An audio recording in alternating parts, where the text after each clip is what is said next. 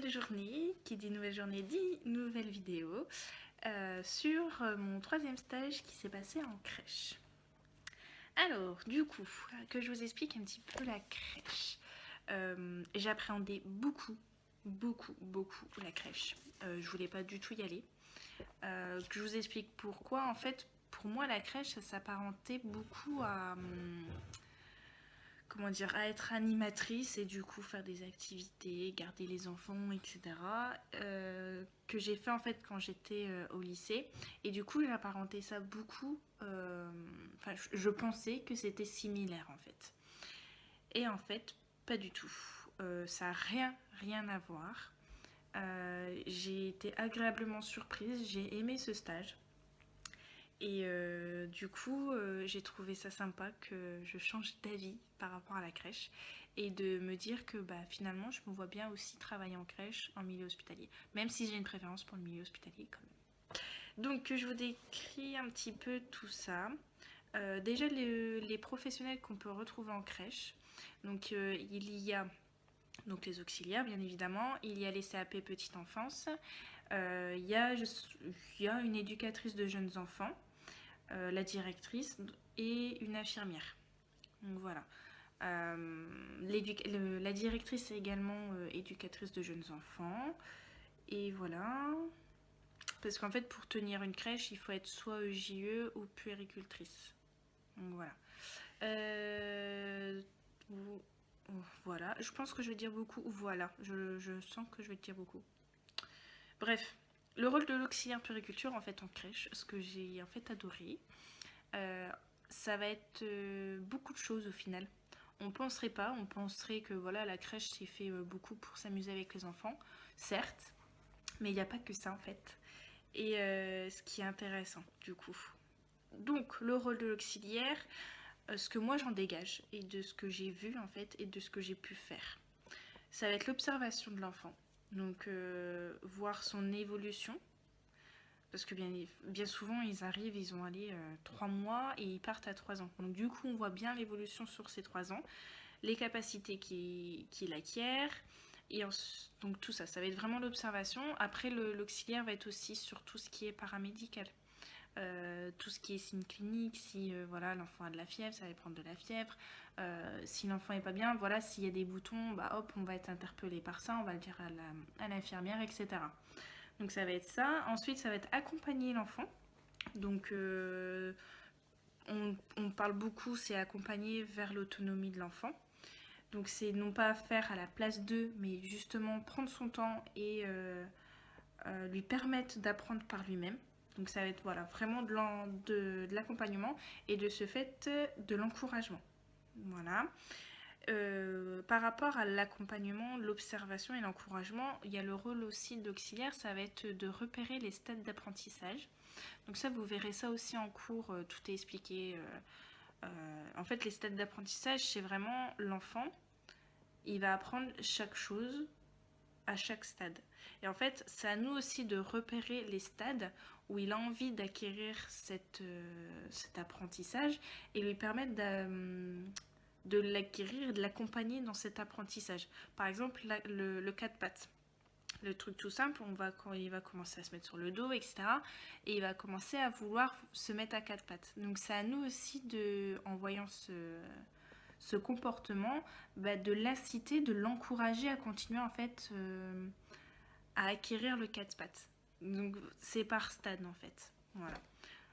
Le stade d'apprentissage, vous avez aussi la propreté. En crèche, ça, on le voit obligatoirement. Donc pareil, c'est des stades d'apprentissage. Ensuite, ça va être aussi s'amuser avec les enfants. Bien évidemment, ils sont en crèche, non autant pour apprendre la vie quotidienne, à respecter les camarades, avoir des règles par rapport au repas, etc. Mais en même temps, ils sont aussi, et heureusement, là pour jouer. Et ça va être, voilà, il va y avoir des temps manuels, beaucoup de jeux libres. Autant dans la crèche où j'étais, il y avait beaucoup de jeux libres, donc moi je trouve ça super. Après, chacun son point de vue sur le sujet, mais moi je trouve ça super de laisser faire l'enfant. Et à les observer, c'est un régal. Franchement, c'est... Enfin, il faut y être, mais c'est tellement marrant, c'est mignon, c'est... Et du coup, enfin, ça permet aussi en tant qu'élève de repérer et d'observer en fait les enfants pendant ces moments-là.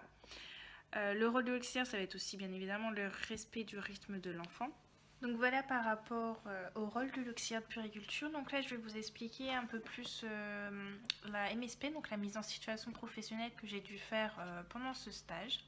Donc je vais vous expliquer à peu près comment ça se prépare et le jour J, le jour de l'évaluation en fait. Donc, hop, je remets la caméra. La préparation. Donc en fait, une mise en situation professionnelle se prépare avec des démarches de soins. Donc en fait, la première semaine de stage, on choisit 2 enfants sur lesquels en fait on va faire une démarche de soins. Une démarche de soins, tout ça est vu en cours, de savoir qu'est-ce qu'il faut savoir, quelles choses il faut noter, etc. en fait. Dedans, il va y avoir par rapport aux parents.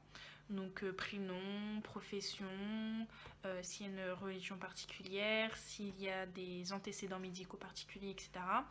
Après tout ce qui est par rapport à la grossesse et à l'accouchement. Et après par rapport à l'enfant. Donc pareil, s'il y a des antécédents médicaux, etc., etc. Mais tout ça c'est vu en cours, c'est expliqué en cours, donc n'ayez pas peur par rapport à ça. Franchement, c'est... Une fois qu'on a les bases, on a les cours, au final, c'est un peu du copier-coller, c'est demander les informations aux parents, et puis voilà, c'est fait en fait. Et tous ces questionnements en fait vont permettre euh, d'élaborer un tableau sur les 14 besoins de l'enfant. Pareil, ces 14 besoins-là sont vus en cours, donc c'est bossé en cours aussi, donc... Enfin, c'est vrai qu'on stresse parce que ça reste voilà, une évaluation, une mise en situation, donc il y a le stress, mais au final, quand c'est passé, on se dit, bon, au final, c'était pas simple parce que c'était pas simple, mais voilà, on s'en fait pour pas grand chose en fait, parce qu'on a tout vu en cours. Voilà, donc ça en fait, c'est la préparation. Alors moi, j'ai eu des péripéties par rapport à la préparation. Parce que donc au début de stage, je choisis 2 petites filles. Tout se passe bien, les parents me rendent le questionnaire, etc. Et une semaine avant la MSP, donc le lundi, je passais ma MSP le lundi, donc le lundi d'avant, on apprend qu'il y a une petite fille qui part en vacances plus tôt que prévu, donc elle ne sera pas là le jour J. Et là, moment de panique, on demande, on voit avec les professionnels quel enfant je pourrais prendre, l'enfant pour moi, de qui je devais répondre, enfin bref. Je choisis une autre petite fille, sauf que le questionnaire ne m'est pas rendu. Donc le mercredi, je demande à une autre maman. Donc on remplit le questionnaire ensemble à la crèche. Et là, ouf, j'ai un autre enfant. Donc le week-end, c'était speed à faire ma démarche de soins. Et voilà, le lundi, donc le deuxième enfant que j'ai choisi n'était pas là le jour de ma MSP. Donc heureusement que la toute première enfant que j'ai choisie était là. Donc c'était cool. Parce que sinon, quand il y a des choses comme ça qui se passent, voilà, on fait la démarche de soins d'un enfant qu'on a vu et qu'on a eu les réponses au questionnaire et on fera le soin sur un autre enfant. Enfin bref, donc voilà, il y a toujours des solutions, mais du coup, le stress en plus, quoi. Et le jour J, alors moi ça s'est passé comme ça, donc ma formatrice est arrivée, on a été dans le bureau avec l'éducatrice de jeunes enfants car c'est elle qui s'occupe des stagiaires auxiliaires. Donc j'ai présenté ma démarche de soins, les 14 besoins, voilà, avec le rôle de l'auxiliaire, etc. Et ensuite j'ai dû faire un soin. Donc j'ai fait un lever de sieste, un change et un habillage. Donc voilà, donc en fait ils observent comment on se comporte avec l'enfant, si les techniques professionnelles sont respectées, si l'hygiène des mains est respectée, pardon. Et voilà, après ils ont un barème, ils notent, etc. Donc voilà pour la mise en situation professionnelle donc, du module 1. Donc celle-ci correspond au module 1, donc tout ce qui est par rapport à la vie quotidienne de l'enfant. Et la deuxième que j'aurai se passe aux urgences pédiatriques et mon stage est au mois d'octobre. Donc voilà, donc là pour vous resituer, je reprends les cours le 21 août, donc j'ai une semaine de cours avec le module 7 je repars en crèche hospitalière. Pendant ce stage-là, j'ai la formation FGSU. Après, j'ai une semaine de cours avec le module 8 et j'enchaîne après urgence pédiatrique et mon stage optionnel. Donc voilà, donc si vous avez des questions, n'hésitez pas, vous mettez en commentaire, j'y répondrai avec grand plaisir comme d'habitude. Et je vous dis à bientôt pour une nouvelle vidéo. Salut!